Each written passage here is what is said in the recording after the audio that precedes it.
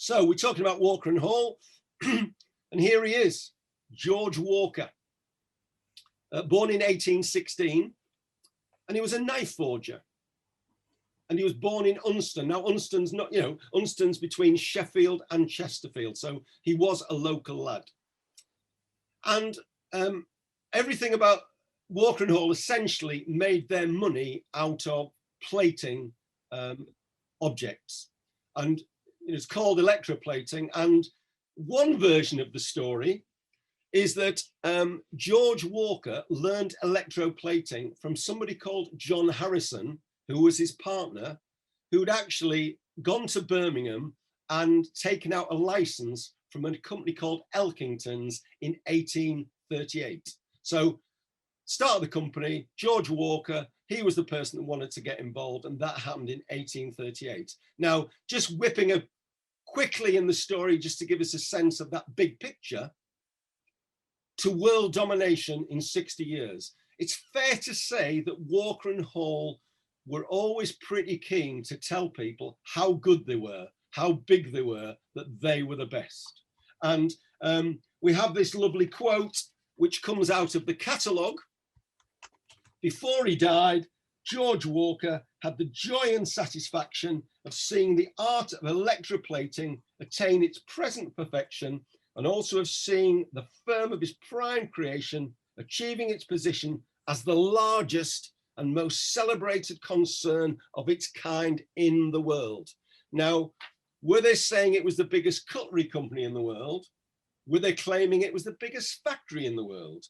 But we have this lovely photograph in 1900 of the Electro Works, which was the base of George Walker. And you can see all the employees there out the front. And you can see the building, which looks very grand. And I'll tell you something about the location of that building shortly. Just one thing that's quite interesting about this picture, well, two things actually. On the left, you can see a building with a spire, and that's the town hall. Also, you can see the rather prominent flags. And Walker and Hall were quite proud that their flags were always flying. And one of the reasons their flags were always flying is because they were made of metal. So actually, they weren't your traditional cloth flags. They were made of metal, and they flew throughout everything that was going on. So where were we? Where was Walker and Hall? Well, essentially, it was behind the town hall on the junction of Howard Street and Eyre Street. And Howard Street in those days came much further up the hill than it does as we know it now. The other way of thinking about this is it's where the Millennium Galleries are now. Okay, and it's funny, we think about that area of town as being about museums and libraries and shops and recreational facilities, but going back into the 1900s, behind there was a significant area of industry in Sheffield, and certainly this is where Walker and Hall had their base and they had their factory. Back to our silver plating, also often referred to as electroplate nickel silver. And if you have a silver plated object, that's what it will often say on the back. So most people actually agree that the process was invented in Birmingham by Elkington's. Quite a nice touch is that Elkington's, the name, the brand Elkington's, is now owned by a company called British Silverware, which is located on Attercliffe Road. But Walker, he claimed he invented silver plating in partnership with a Mr. Wright, who was a surgeon in Attercliffe. And I suppose a constant theme of the business, and I'm already implying, for Walker and Hall to claim they were the best, they were the biggest, and they were the first to do things. Well, he'd fallen out with his previous partner, who we mentioned on the early page, and he joined up with Samuel Coulson, who brought money to the partnership, and William Robson, who also brought money to the partnership. And they started an electroplate venture at what they called the Electro Works. And that was on Howard Street, and they took a license out from Elkington's in 1845. So here we are. The company at this stage was called Walker & Co. after George Walker, the founder. There's the Electro Works, number 11, Howard Street, Sheffield. And, what did they say they'd do? Well, they were electroplaters and gilders. Parties wishing to have their dinner, tea and coffee services, candlesticks, spoons, forks and other articles plated or replated can have them done at the above named establishment at about 1/3 of their original cost, warranted to wear and look equal to new. So again, they were, this was an advert from the time. And essentially in 1845, they were plating for the trade, they were plating for other companies. So they did silver plating for the James Dixon Company. Now, James Dixon had been formed earlier in 1805. Some of the original partners retired in 1848. So Henry Hall and Edward Bingham appeared on the scene. Now, they both had been successful grocers, but I guess there was a sense industry was booming and around the country, it was booming in Sheffield. So they'd made money out of grocery. They wanted to make some more money. So they were prepared to invest in the silver plate industry. And in 1852, that company had grown a little bit and employed 60 workers. Again, one of those original partners, Coulson, left, and the company was renamed as Walker and Hall. And that was the name that was going to persist right through. So in this period, the company was going through a bit of transition. They were making a couple of £1,000 a year. Okay. They had 136 workers. And when I looked this up, look what happens next. 39 men, 48 women, 25 boys, and 24 girls. Now, I don't know whether those boys and girls were aged 8 or whether they're aged 14. But whenever you go around a Lancashire cotton mill, they tell you about the little kids scurrying under the machines to do little menial tasks and things there. So certainly it would have been a dangerous environment. So some of those boys and girls working there, as well as the adults, would have been a little bit at risk. 1862, they registered the first silver hallmark. So they'd started off plating, but obviously they were starting then to make the finished objects and they were going to put the hallmark on them. As early as 1865, Walker, George Walker, he retired to Warwick. He died in Southport in 1811, and he left £13,000, £378, which in today's money is actually £1 million. Okay. His partner, Mr. Hall, Henry Hall, retired, died in 1899 in Abergavenny, and again he left £15,000, so again approximately £1 million. Interesting, these big Sheffield industrialists didn't stay behind in Sheffield. I suppose they earned good money in the company and they went and retired somewhere nice. Maybe they were trying to get away from the Sheffield smoke. So John Bingham, who was that other person who'd been involved, and his brother Charles Henry Bingham took over. John lived in Ranmore Park Road, and the firm's growing all the time. It employed 413 workers. So the firm here was actually expanding really quite rapidly. In 1892, they took over the assets of another company known as Henry Wilkinson. If you ever have a piece of cutlery or metal objects that were made in Sheffield by Henry Wilkinson, they'll have the letters HW stamped in them. Henry Wilkinson was a real quality maker, but obviously things weren't going right in that Henry Wilkinson company. So that company was sort of winding down, struggling a bit. Walker and Hall saw an opportunity. And one of the things they wanted from Henry Wilkinson, they wanted lots of the dies and the patterns from that company. Firms expanding, they're up to 500 to 700 workers. And by 1893, they'd got up to almost 1,000 workers. And again, you can see that nice, another grand picture of the Electro Works in 1891. So the Binghams were in charge. Now, the Binghams were part of Sheffield's Great and Good.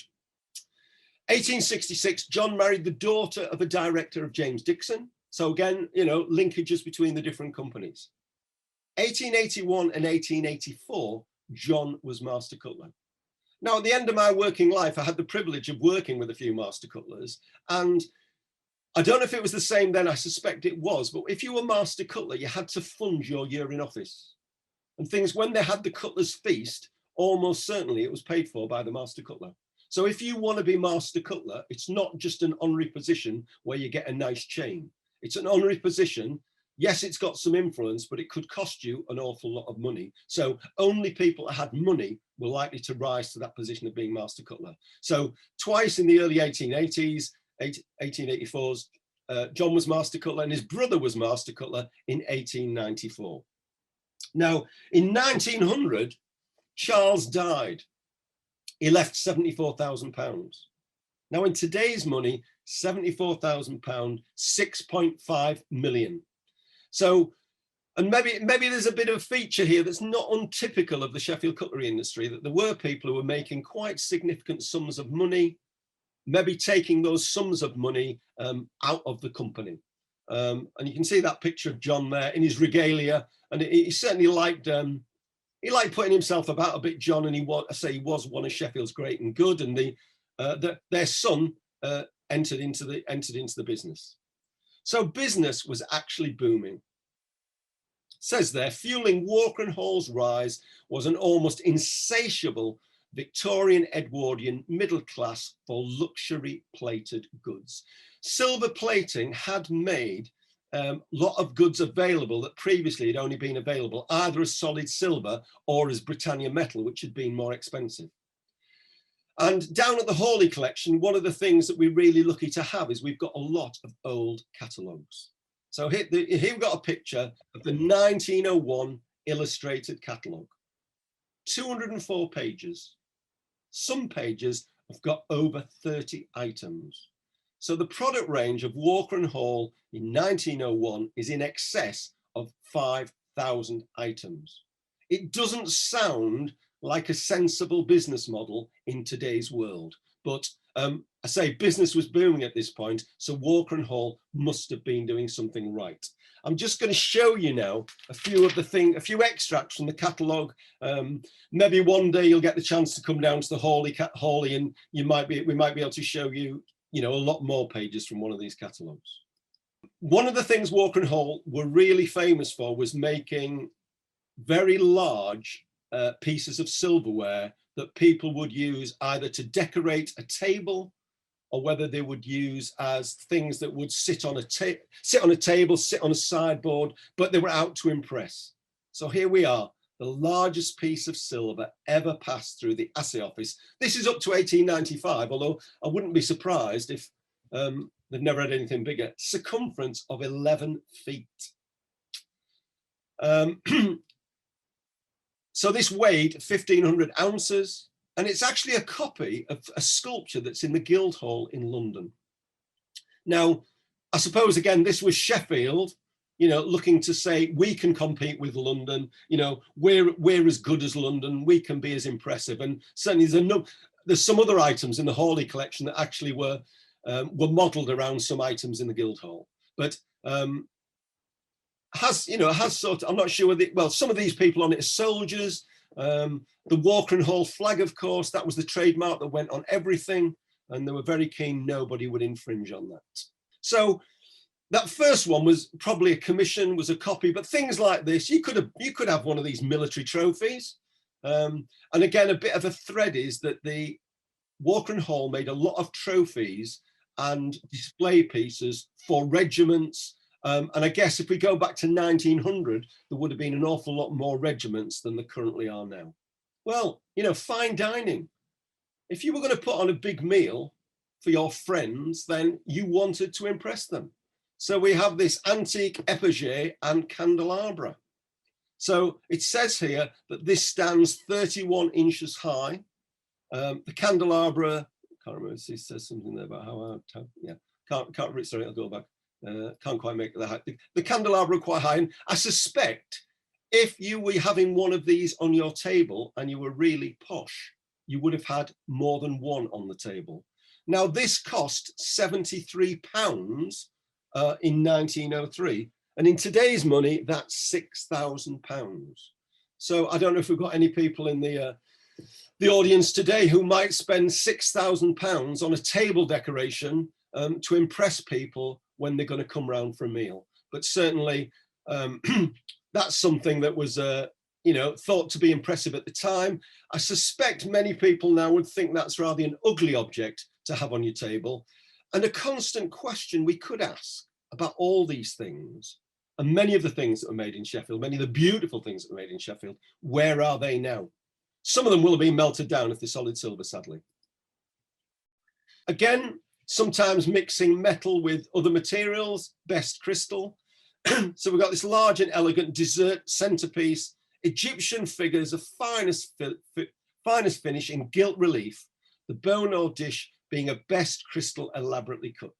And you had a couple of different prices here, £35, £29, might depend on the grade of silver, might depend whether it was silver or silver plated, might depend whether you want the gilt on it or you don't want the gilt on it. But again, might have been the sort of thing that you could have had filled with fruit in Victorian times.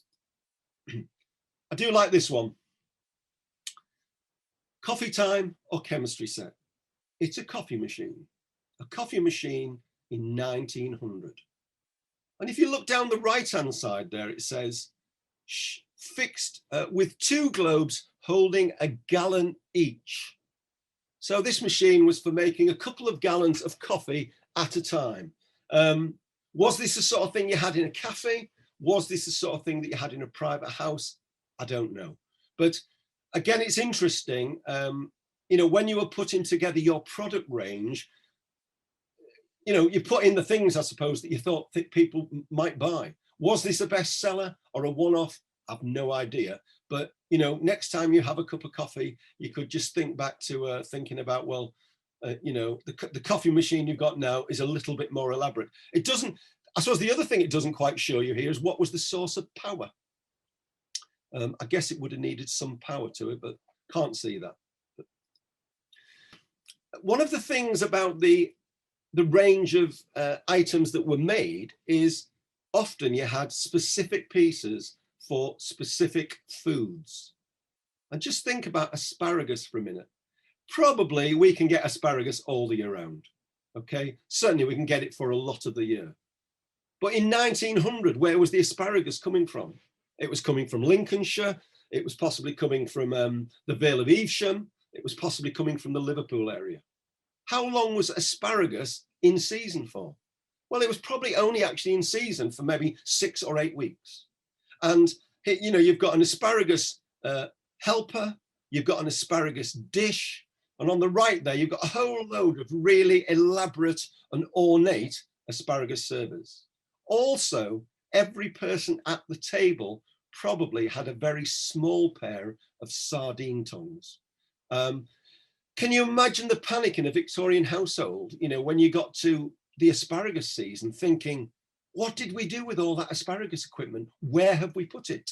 And that these things would be sitting in a drawer for, you know, 48 weeks of the year unused. And the butler or whoever was arranging this meal would have had to know where those plate things were located.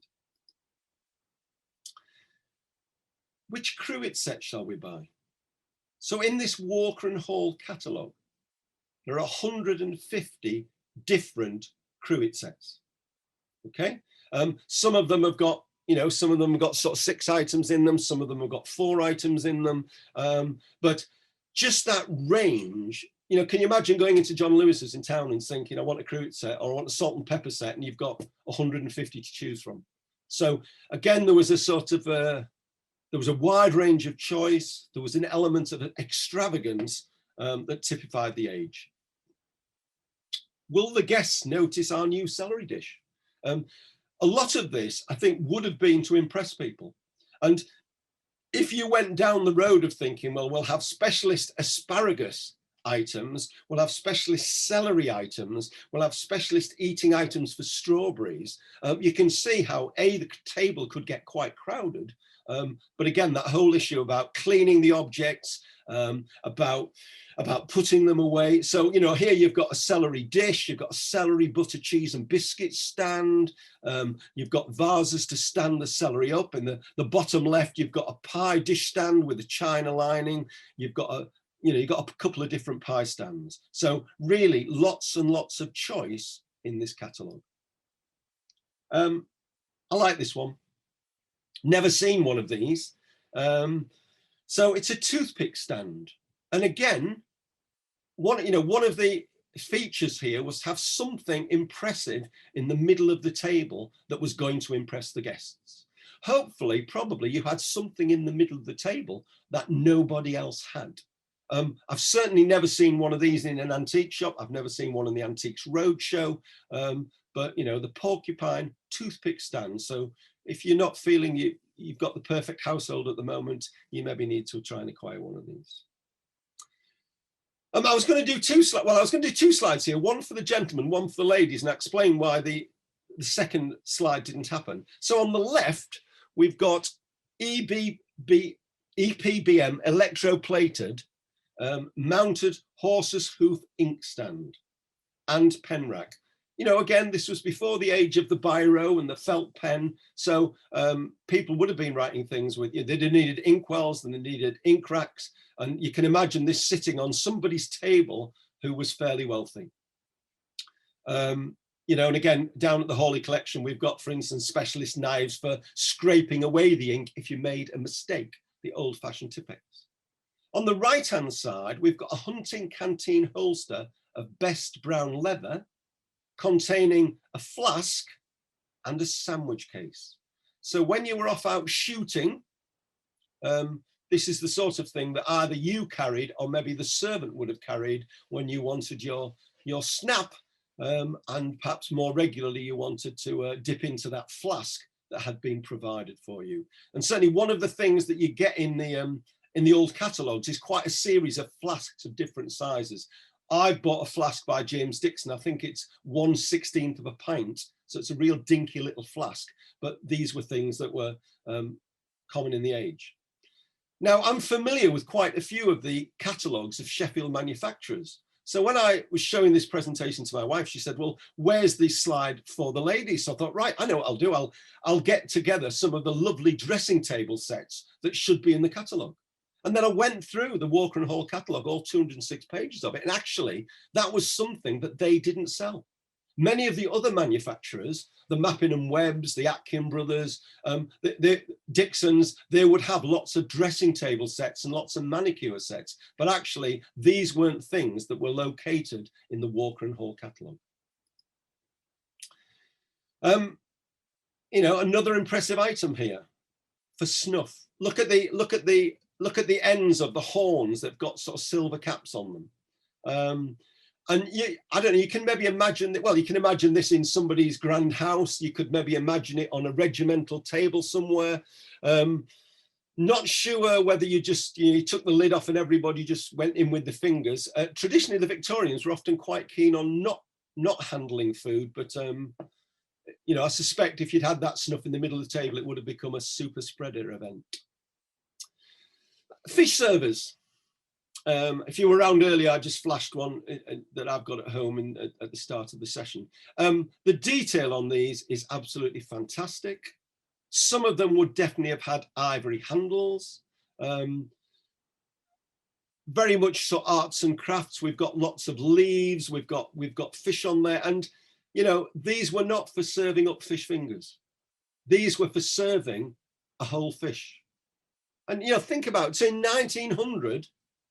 Where was the whole fish coming from? Sheffield's a pretty landlocked place, and certainly in 1900, getting here wasn't that quick, even by rail.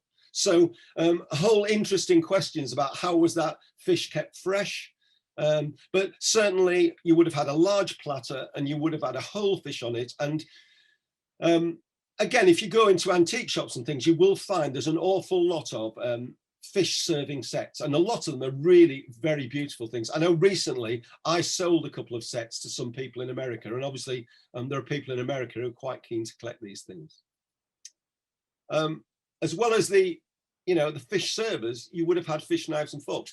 If we were doing this talk with a live audience, one of the questions I would have said is, how many people out there now still using a fish knife and fork? And the answer, a few people are, but the answer is very few. But again, if you look at the decoration on these are just so typical of that sort of, that arts and crafts movement. We've got sort of fig leaves, we've got hummingbirds in the middle. And I'd say to people, if you ever thought about you'd like to collect some nice bits of Sheffield, not necessarily as functional items, but as things to look at. There's almost nothing better than to collect some of these nice fish knives, because they are absolutely beautiful objects. Sadly, I say out of fashion. Sometimes I have debates with people on Facebook, because you sometimes get butter knives that are quite a similar shape, but you know, really beautiful items, these fish knives and forks. I say the staggering thing about these catalogues is the range of items, the items that were specific to a particular food. And then when you decided that you needed a pair of grape scissors, you had a good choice. You know, so we've got 12 or 13 different grape scissors here. I don't always get it with the grape scissors. I mean, one of the things is that the Victorians were not keen on other people touching the food. So you can imagine large bowl of grapes in the middle of the table. Either you come along with the grape scissors, or the butler comes along with the grape scissors and just cuts you off a little bunch of 10 grapes, which maybe, you know, arrives back on your plate. You still probably have to do the manual thing where you're pulling the individual grapes off the stalk. So it's not as if these grape scissors got a great deal of use. You could imagine them being used in a conservatory where there's a vine, but actually these are table items. You know, these are highly decorated to put on the table and to look posh. On anything that was made by Walker and Hall and the other Sheffield companies, you would have got a mark. So the top mark there, we've got W and H. So that stands for Walker and Hall. The S stands for Sheffield. Okay. The other two letters are actually to identify the date. Walker and Hall actually had their own date system, and there is a book where you can look at Walker and Hall marks, and it's rather blurred, but on the right you've got the flag symbol. The underneath one is much easier to read. Obviously it says Walker and Hall Sheffield. If you ever try and buy anything silver or anything silver plated at an auction or maybe off eBay, there'll be a great deal of confusion. People often describe these as hallmarks. They're not hallmarks.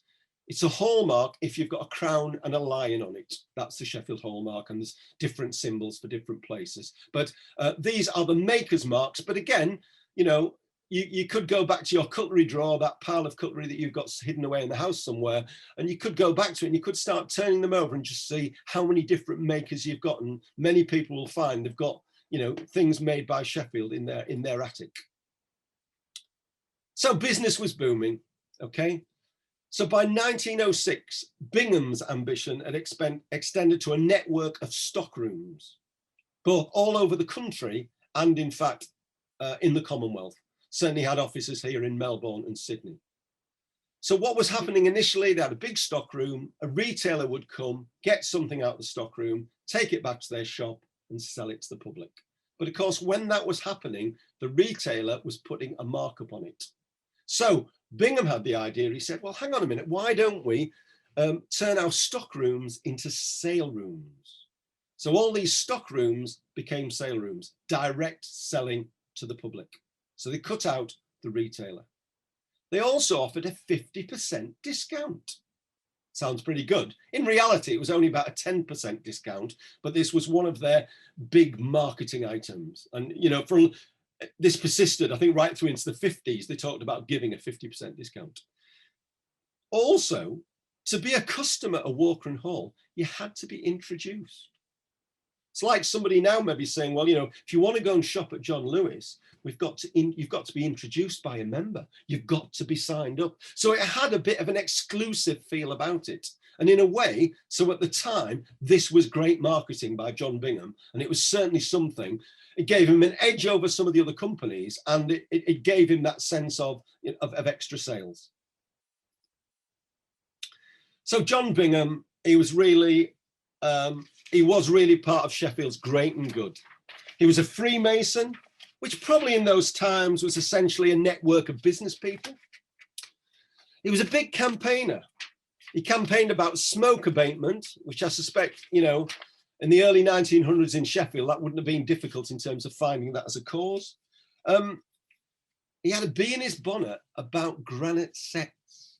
I think he'd once I don't know whether it was when he was walking or whether he'd been on a horse, he'd slipped on some granite sets. So he really actively campaigned about granite sets being put anywhere in Sheffield.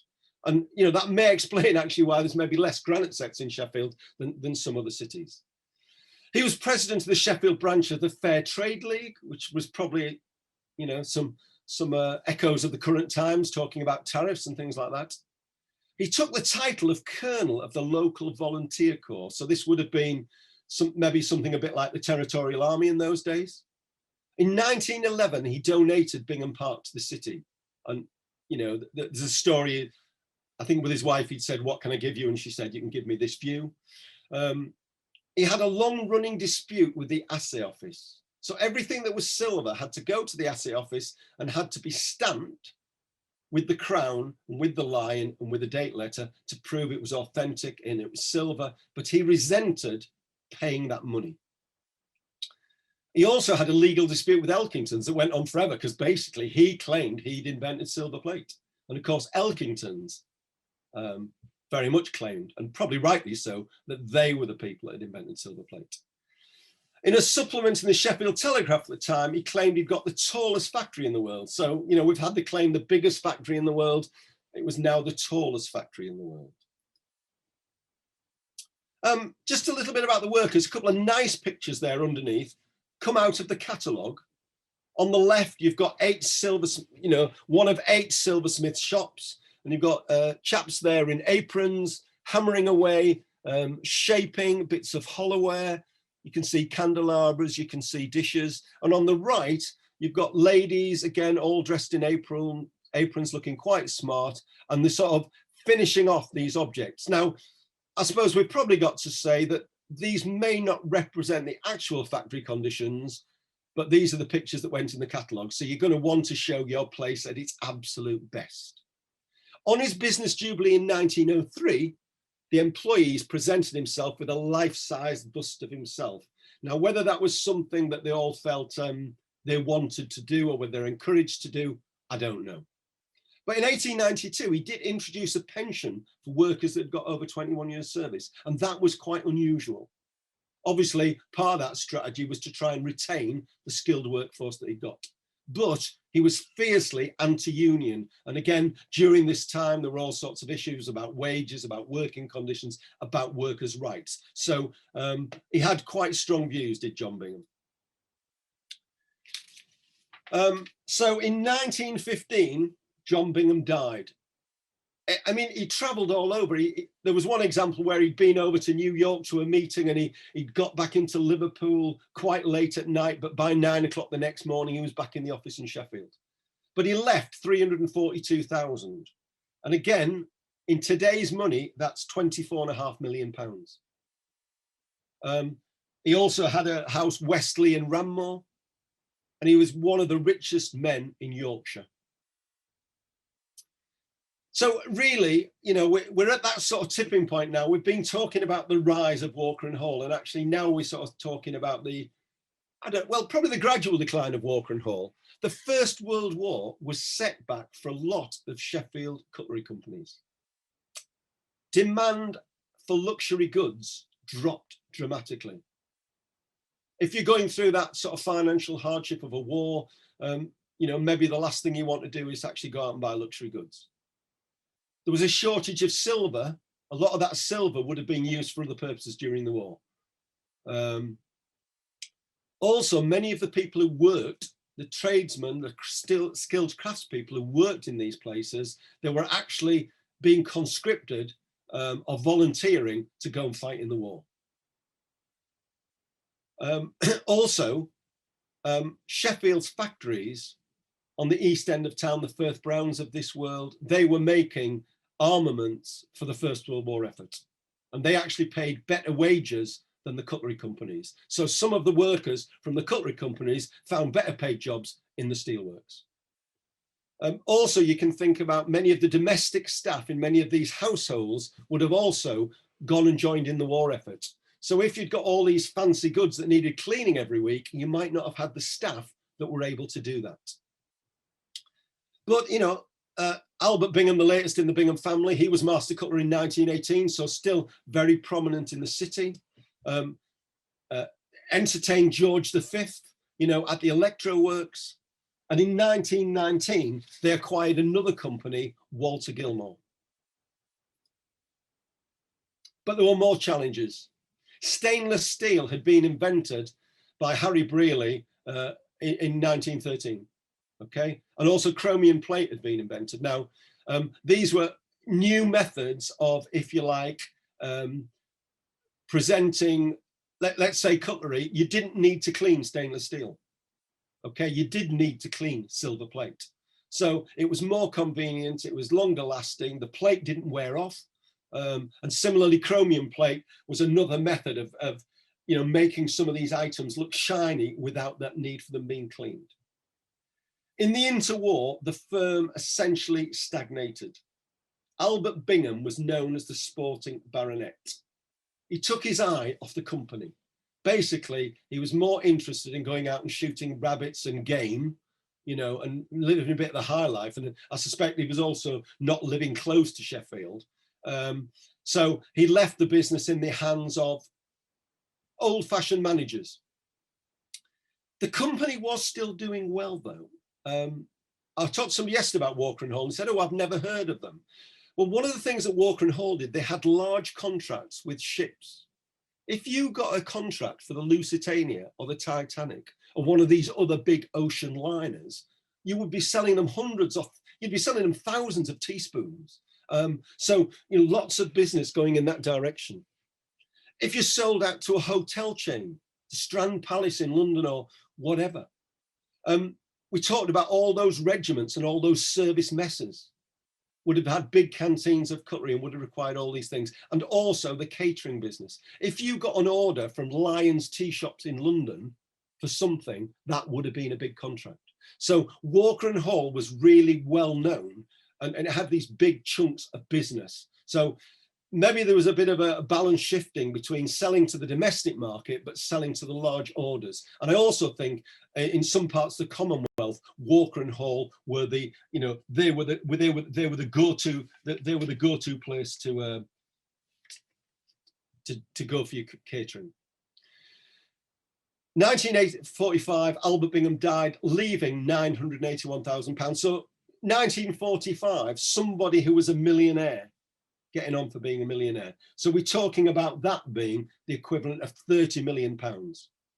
The firm employed 500 people. Previously, it had employed 1,000. There were claims in the past that Walker and Hall had employed 2,000 people, but sometimes people say that's only because they counted the hands of all the workers. The old-fashioned production methods were described by one of the family who was being shown round the business with a view to possibly taking over as being in stagnation and decay. Something else that hit the company badly in the Second World War. On the left, you've got the view of the Electro Works, even though that was a 1900 photograph, but in the Blitz, the Electro Works, along with some other bits, the centre of Sheffield, got quite badly hit. So, and obviously, you know, you can't go, the Walker and Hall building clearly is all gone now. And I suppose if you look at the right-hand one, I know it's had a bomb through it, but even if you look at the basic structure of the building, it looks more like a workshop rather than something of great architectural merit that you would have wanted to preserve at some point in the future. But obviously having a significant portion of your factory bombed wouldn't have done anything for the business during the Second World War.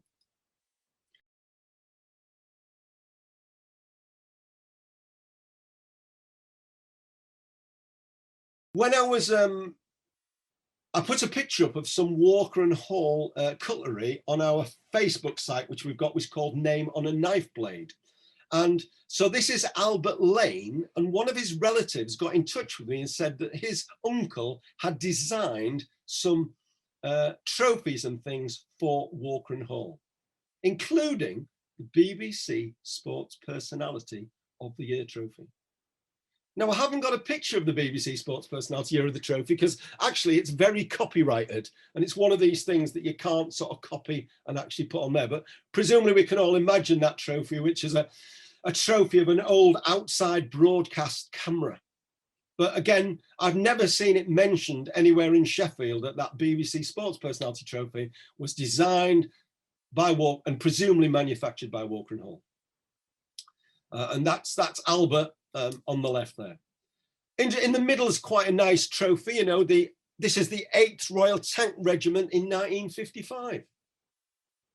I wonder when the 9th Royal Tank Regiment saw that trophy, did they think we want one that's bigger and better? Or were the 8th Royal Tank Regiment saying we want one better than the 7th Tank Regiment? So I don't know, but you know, it feels like probably every regiment in the country had really smart trophies and display items that were actually produced by Walker and Hall. And again, I don't know, but I suppose some of these, next time I go round some military museum, I'm certainly going to have a closer look and just see, you know, is there some nice silverware that actually came from Walker and Hall? And then on the right, you've got Blackpool Tower. I'm not sure how tall that is, but again, Sheffield was the only place that could make some of these, you know, big elaborate trophies, and those craftsperson skills they've lingered for a long time in Sheffield. And even today, there are some people, if they want a trophy, they would come back to Sheffield to do it. And many of the, you know, the FA Cups, the Rugby League trophies, Challenge Trophy, many of these trophies have actually come out of Sheffield. 1960s, company was really struggling. Consultants were called in to review and rationalize the company. And I suppose that word rationalize, it means downsizing, it means reducing something. And one strategy was they got David Mellor, who was an up and coming designer, to design some things for them. And you've got I think on the left, that's the Pride range, and on the right, that's the Symbol range. And I'm sure there will be some people here watching who might have had that in the past and might still have it. And I suspect if you've got those sets and you want, you know, you lose a knife or something and you want to buy a bit in, it'll still be quite expensive just to get a piece that's in good condition. But certainly this was one of the strategies to sort of rescue the company. Essentially, it was too little, too late. They opened a new factory in Bolsover. They tried to modernize the retail outlets. They abolished the 50% discount, which I guess people had cottoned onto wasn't so great. They started to sell through department stores. So, you know, Rackham's, Cole Brothers, those big stores, Atkin Brothers, maybe you would have been able to buy their things. But I suppose the modernisation was slow and it wasn't keeping up with the losses. And there was an increased competition from the Far East. You know, we're all of a generation when we can remember that sort of slight sense of saying, well, if it's made in Japan or if it's made in Korea, oh, it must be rubbish, British is best.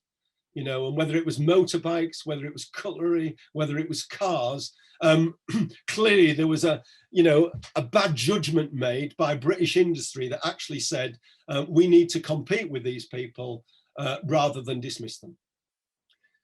In 1963, Walker and Hall was sold to the Charles Claw Group. And it was sold for £300,000. So put that back in the context of Albert Bingham leaving nearly £1 million, you know, 30 years earlier. The £300,000 in 1963 equivalent to £4.3 million now. So the firm still had a value and they were merged into British Silverware. 1965, the Electro Works was demolished. Now I didn't come to Sheffield until the mid 70s, so I never saw that building, but some of you may remember that building. I don't know again if anybody was bemoaning when that building was demolished or whether it was a bit of an eyesore and it needed clearing. But anyway, that massive, you know, Electro Works that had been so famous was demolished. The Bolsover work was transferred to Elkington's in Walsall, and in 1971, production ceased. I say production ceased. If you search Walker and Hall now on the internet, you will find there's a jeweler in New Zealand who is producing jewelry under the brand Walker and Hall and using that flag symbol. Maybe not unlike another jewelry company, Mappin and Webb, who again used to be cutlers, but now actually essentially are jewelers with a cutlery heritage. So maybe the New Zealand branch of Walker and Hall carried on or kept the name going. So that's the end of the story of Walker and Hall. If you've not been with us before, this is part of our Name on a Knife Blade project. Back in the Hawley collection, we now have knives, table knives, with over 1,000 different surnames on them. And obviously they're all good Sheffield surnames. And we essentially are adding to that all the time. We have a Facebook page that's called Name on a Knife Blade, where sometimes people will put up a knife and ask questions about it. If you wanted to ask a question about any cutlery you've got, we would try to answer that for you. Enquiries at hawleytoolcollection.com. But what's really quite good now, on a computer or a smartphone, if you put in www.hawleysheffieldknives.com, you can research essentially any Sheffield company that made knives. And some of you will have a surname that will match up with a particular company. Also, we would say to people, if you've got some bit of Sheffield cutlery memorabilia, it might be a letterhead, it might be a fancy piece of cutlery, but if it's something that we haven't got, that you think your children won't want at some point in the future, we'd love to have a look at it to see if it might be something that we could add to our collection. The other thing we've done recently, we've actually got nearly 50 videos now of craftspeople working in Sheffield and stories about the metal industries in Sheffield, the light trades, many of which were collected by Ken Hawley, the founder of our collection. And though if you go on the Hawley website, then you can find a link where you can access those things. So if you put www.hawleytoolcollection.com. Just a couple of acknowledgements from this talk. Geoffrey Tweedale is a wonderful man who's done lots of research on all Sheffield cutlery companies, and he's actually provided us with a lot of the background knowledge to populate our database. And he's got this wonderful book. I don't know if you can see it, but it's 600 or 700 pages long. It costs £35. You can only buy it online. But actually, we've taken a lot of our information from there. And certainly I used quite a bit of Jeff's information to put this talk together.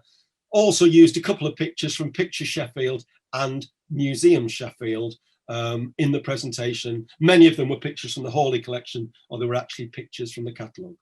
So I hope you've enjoyed our talk today. We will be having some more talks on different aspects of the Sheffield cutlery industry in the coming weeks. And we probably now do have the biggest collection of table knives in the world. And we're keen to add to that, and we're keen to preserve that for future generations. So thank you very much for listening. And if anybody's got any questions, we'll try and answer them.